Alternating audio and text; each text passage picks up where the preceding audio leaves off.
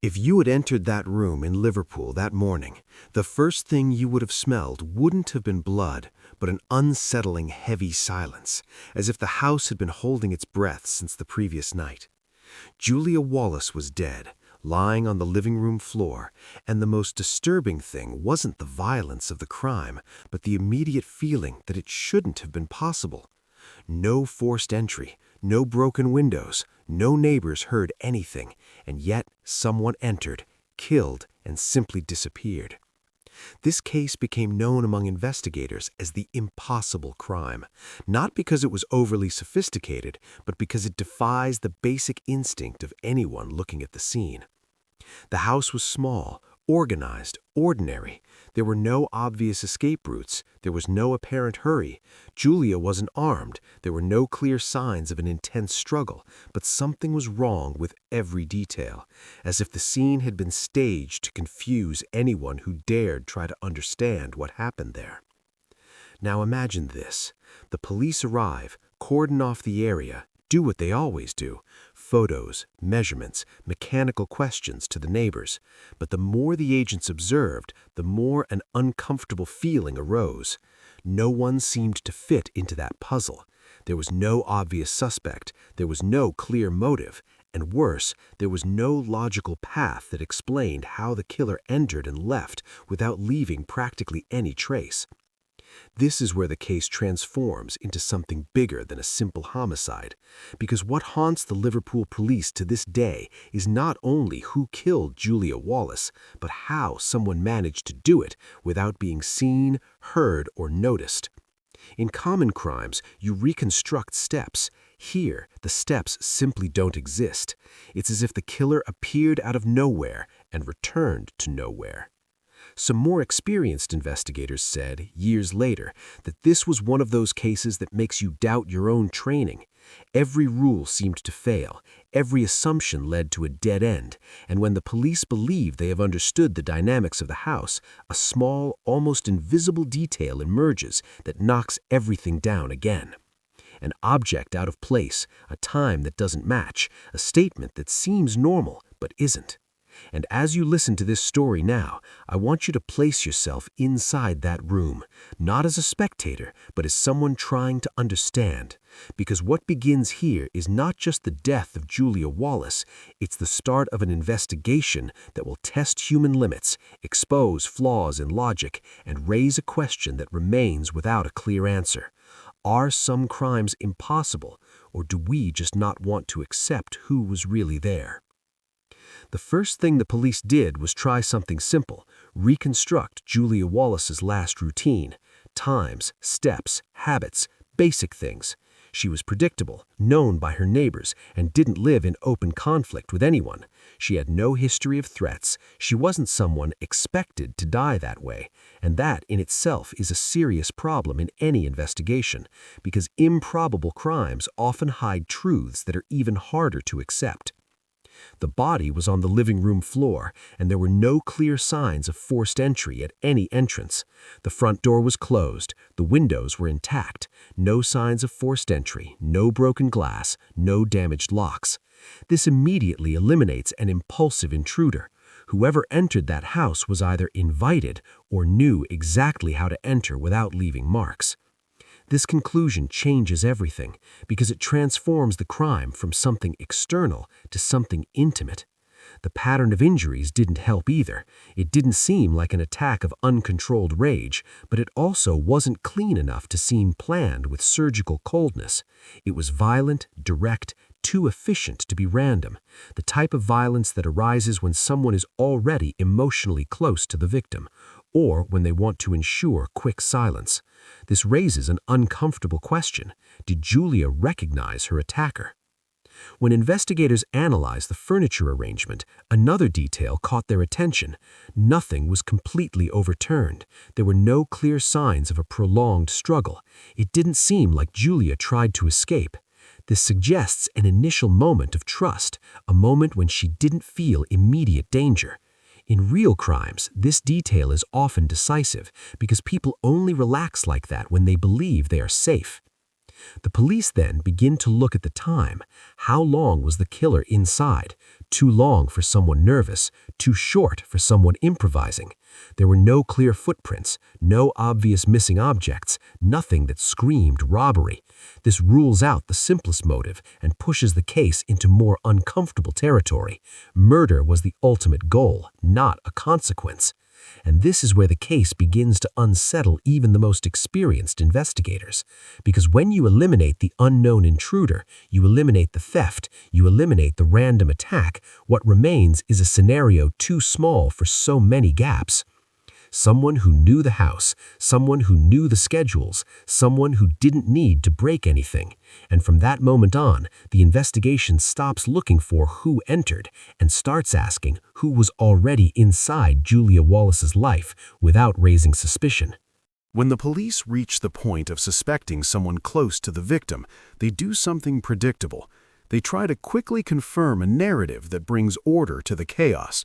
And in Julia Wallace's case, this haste proved costly. Instead of keeping the scope open, the investigators began to narrow it down too early. This doesn't happen due to pure incompetence, but due to pressure. A brutal crime without forced entry in a large city like Liverpool cannot go unanswered for long. The focus shifts to her husband, William Wallace, not because there was clear evidence against him at that moment, but because he was available as an explanation. His alibi seemed solid at first glance, but strange in the details. A prearranged meeting that no one else could fully confirm, a time that depended on the word of others.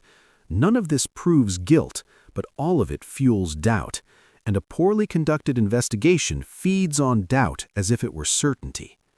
But here arises the first major problem. By focusing almost exclusively on William, the police fail to follow parallel leads. Neighbors who heard something strange, unusual movements in the vicinity, small, isolated accounts that seem irrelevant, but together could form a pattern. In real investigations, what isn't collected early on can rarely be recovered later. Another critical error was treating the scene as something already understood. Instead of repeatedly returning to the house, reassessing angles, times, and possibilities, investigators began to see the scene through the lens of their chosen hypothesis. This is pure confirmation bias. When this happens, evidence goes undiscovered, not because it doesn't exist, but because no one else is looking for it. Witnesses also began to be interviewed in a biased way. Questions that already suggested answers, silences interpreted as suspicion, small inconsistencies treated as deliberate lies. This type of approach creates a narrative that is too coherent to be true. Real crimes rarely fit together as well as the police would like. Meanwhile, the absence of physical evidence remained glaring. No clearly identified weapon, no definitive fingerprint that solved the case, no irrefutable trace. Still, the investigation progressed as if it were nearing the finish line. This is dangerous because cases without material evidence require more caution, not less. And here's the point that few like to admit. The investigation began to move toward a conclusion before truly understanding the crime. Instead of asking how was this possible, the police started asking how to prove what we already think happened. This logical inversion is the beginning of almost every historical error in famous criminal cases. When Julia Wallace's case reaches court, one thing becomes clear from day one. There is no evidence that speaks for itself. What exists is a carefully constructed story, the kind of story that seems logical when told sequentially, but begins to crack when you stop and think for yourself. And that's the first warning sign in any criminal trial. The prosecution presents no definitive evidence nor reliable eyewitnesses. Instead, it constructs a psychological portrait of William Wallace, a reserved man, methodical, good with numbers, too quiet. Do you see the problem? None of that is a crime, but when stacked the right way, it becomes suspicion in the eyes of a lay jury emotionally pressured by a brutal death. William's supposed alibi becomes the center of the trial. A mysterious phone call, a meeting that never happened. The narrative is simple. He supposedly created the alibi to be away from home at the time of the crime. But simplicity, in complex cases, is often a comfortable lie. The court treats the lack of confirmation of the alibi as evidence of guilt, when in fact it only proves lack of confirmation. The defense tries to point out the obvious. If there was no forced entry, someone trustworthy entered the house or the door was opened voluntarily. But this doesn't automatically point to the husband.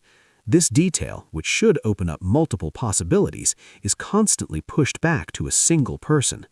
The court doesn't seek all answers, it seeks an acceptable answer. Technical testimonies are vague. The chronology of the crime subtly changes throughout the process. The time of death fluctuates as it suits the prosecution. In any rigorous investigation, this would be a serious problem. In court, it becomes an uncomfortable detail that few want to confront, because admitting uncertainty threatens the entire structure of the case. The jury, as almost always happens, doesn't decide solely based on logic. It decides based on emotion. A brutally murdered woman, a distant husband, an explanation that seems to close the puzzle, even without all the pieces. Human justice doesn't like open endings, and this sometimes is more dangerous than a criminal at large. William Wallace is convicted, and at that moment, officially, the case is closed, filed away, resolved, at least on paper. But serious investigations don't end when the court bangs the gavel. They end when the questions stop multiplying, and here they were only just beginning. Because as soon as the trial ends, something strange happens. People who followed the case begin to realize that nothing there seemed solid enough for a definitive conviction. Not out of emotion, but out of cold logic. And when logic starts to bother you, it's a sign that the system failed at some point. Shortly after William Wallace's conviction, something silent happens outside the courtroom. It's not headline news. It doesn't become an immediate scandal, but it's far more dangerous. People begin to reread the case without the obligation to prove anything. And when you remove the need to win a trial, the flaws appear with an almost embarrassing clarity. Independent investigators revisit the chronology. The time of Julia's death, treated as flexible during the trial, is now rigorously analyzed. The problem quickly arises. Depending on the time frame considered, William simply could not have been at the scene. The time doesn't add up, and time in violent crimes is a more reliable judge than human witnesses. Crime scene experts point to something even more disturbing. The violence employed suggests a quick, intense, almost explosive attack. This doesn't match someone who enters a house silently, fights for a few minutes, and leaves without leaving clear traces. The psychological profile that the prosecution built begins to crumble when confronted with the physical reality of the scene. Another detail ignored during the trial resurfaces. No one saw William leave in a hurry, dirty, or agitated that day. In crimes of passion within the home, it's common for something to slip through the cracks: strange behavior, a conflicting account, a sudden change. Here, there's none of that. The lack of evidence, previously treated as irrelevant, begins to weigh against the prosecution itself. The press, initially satisfied with the verdict, begins to question it. Articles emerge pointing out inconsistencies. Legal experts write cold, technical analyses showing how the case relied more on narrative than on evidence. This doesn't mean William was innocent. It means something even more serious. There wasn't enough certainty to convict him. And then comes the hardest blow. An appeals court re-examines the case and concludes the unthinkable. The trial was unfair. The conviction is overturned. Officially, the system admits it erred, but this admission comes too late.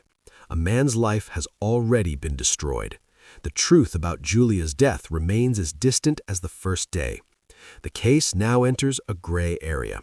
William is not guilty, but he is also not formally exonerated by new evidence. And the real killer, if it wasn't him, is never identified. The original investigation is too compromised to be redone from scratch. Clues have been lost. Witnesses have aged. Time has won. And here's the point you need to grasp. When the system makes a mistake, it doesn't go back and correct everything. It just stops looking. Julia Wallace's case wasn't solved. It was abandoned. and that's worse than a mystery left unsolved from the start. When you accept that William Wallace may not have been the murderer, Julia Wallace's case becomes much more unsettling, because the mystery loses its clear face. And investigations hate that. Without an obvious culprit, everything goes back to square one, only now without the evidence that was lost along the way. The first ignored possibility was that of a known visitor. Julia may have opened the door to someone who didn't immediately inspire fear. A neighbor, a distant acquaintance, someone who knew the house's schedule. This type of access explains the absence of forced entry and the quick attack. But this line of inquiry would require something the police didn't do, mapping seemingly banal relationships. Another hypothesis involves someone who observed the couple's routine, someone who knew William would be out at that time. Opportunistic crimes are rarely so precise, but crimes planned by someone with access to personal information usually are. The problem is that once suspicion fell on the husband, no one else was truly investigated with the same intensity. There is also the most disturbing possibility, that the murder wasn't motivated by emotion, but by something practical, a small conflict, a debt, a disagreement that never came to light. Crimes like this don't leave letters nor dramatic notes. They leave only cold, direct violence, exactly like that found at the scene. What makes it all even stranger is the silence of the subsequent records. No alternative suspect emerges strongly, no belated confession, no decisive new evidence. This is not common in unsolved crimes. Usually something leaks out over time. Not here. The case simply goes cold, as if no one else wanted to touch it. And this raises an uncomfortable hypothesis. What if the truth was always off the police's radar? Not because of conspiracy, but because of human limitation. Investigators are trained to recognize patterns. When a crime deviates from these patterns, it tends to be forced to fit into some known mold, even if it distorts the facts. In the end, Julia Wallace's case becomes a mirror of the system itself. It doesn't just show us a woman murdered without justice. It shows us how the need for quick answers can be more dangerous than the absence of answers. Because a wrong answer closes doors that may never open again. And now we arrive at the most uncomfortable point of all. Perhaps we will never know who killed Julia Wallace, not because it's impossible to find out, but because the right moment to find out has already passed. And this transforms the case not into a mystery, but into an institutional failure. The murder of Julia Wallace didn't survive the test of time because it was especially violent. It survives because it exposed something no one likes to admit. Justice isn't a machine of truth. It's a machine of human decisions. And human decisions err. They err under pressure, they err out of convenience, they err to close uncomfortable chapters. This case came to be studied not as who killed Julia Wallace, but as how an investigation can fail without appearing incompetent. Everything was done according to protocol. There was forensics, interrogations, trial, conviction, and yet the result was void. This is more frightening than a grotesque error because it means the system can fail doing everything right. Law and criminology schools use this case to show the danger of a single narrative. When a story seems too good, too closed, too clean, it's time to be suspicious. Real crimes are chaotic. They have loose ends, contradictions. When this disappears too early, someone is forcing reality. For the public, the case left an invisible scar. It teaches that not every mystery has a solution, and that some official answers exist only to alleviate collective anxiety. Truth is not a priority when what is sought is stability, and this should bother anyone who blindly believes headlines. The silence surrounding the case also speaks volumes. It doesn't generate new investigations, doesn't inspire official series, doesn't receive updates, because it doesn't offer closure. And the public, like the system, prefers stories with a beginning, middle, and end. The Julia Wallace case doesn't deliver that. It only delivers doubt. And perhaps the cruelest point is this. Julia became a symbol, but never received real justice. Neither the overturned conviction brought answers, nor did William's belated release bring truth. The crime remained suspended in time, without a culprit, without reparation, without conclusion. And here is the final warning of this part. When justice errs, it leaves no visible marks. It leaves destroyed families, forgotten victims, and a false sense of resolution. This doesn't appear in statistics. It only appears when someone decides to revisit what was conveniently buried. There's a question everyone avoids asking when a case like Julia Wallace's is revisited. It's not who killed her. That's too easy. The real question is, how many truths are we willing to sacrifice just to sleep peacefully? Because the system did exactly that. It delivered a quick answer, an acceptable narrative, a plausible culprit. And when that narrative crumbled, there was no real effort to replace it with one closer to the truth. There was silence, filing, oblivion, as if the mistake could be erased simply by stopping talking about it. If you were in William Wallace's place, what would protect you? Not proof, not logic, not absence of evidence, just the luck of not being the most convenient explanation.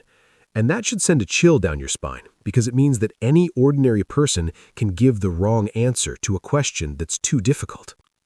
Now, put yourself in Julia's place, not as a documentary character, but as a real person.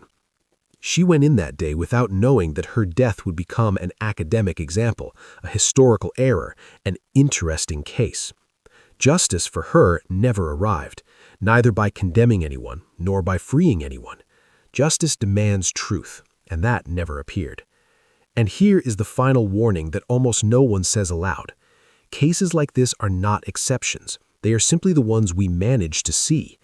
How many others were solved in the same way? How many wrongly blamed? How many real culprits were never investigated because the system had already closed the case? When you watch a police documentary, when you see a headline saying crime solved, the correct question is not who was it? It's what was left out, what wasn't collected, who wasn't heard, what hypothesis was discarded too early because it was too much work to continue investigating. So I'll leave you with this, and notice how this question keeps popping into my head. If Julia Wallace's killer was never found, do you trust that the system would actually recognize him if it had passed by? Comment what you think, because sometimes discussing the mistake is the only way to prevent it from happening again.